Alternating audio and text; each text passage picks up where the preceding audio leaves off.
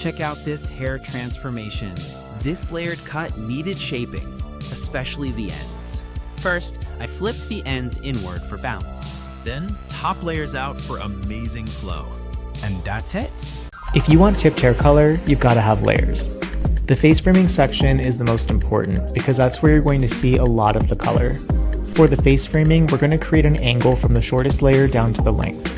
Basically, we're just going to cut an upside down V in front of the face. So the top of the V is by the nose and then it gets longer to either side.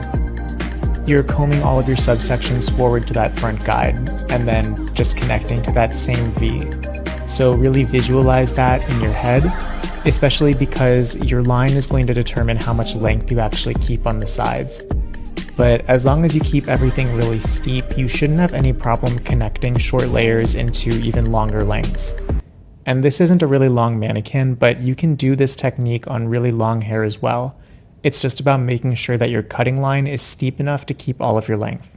And if you have super long hair and you want to get this kind of look, you might even consider disconnecting the front section and then creating a separate guide for your layering in the back. That way you can get the layers really shorter in the front and you can still create this texture, but you don't want to connect the back and then suddenly have a lot of super short layers back there. So this is what the result looks like after cutting that front face framing area. And you should be able to see what I mean with that upside down V. Now I removed that semi-permanent purple using Redken Blonde IQ and then went over it with shades ALK and 7C, using the L'Oreal Airlight Pro and a large round brush to blow dry C curls into the hair. Heating up sections and using the cold shot to create a long-lasting style. Using the cold shot is like a cheat when you don't have rollers with you, because you can create the shape you need with the heat and then use the cold shot to seal the style.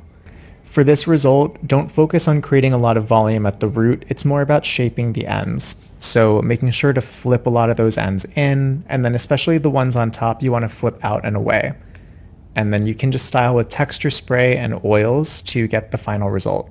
So what hair color and cut should we do next?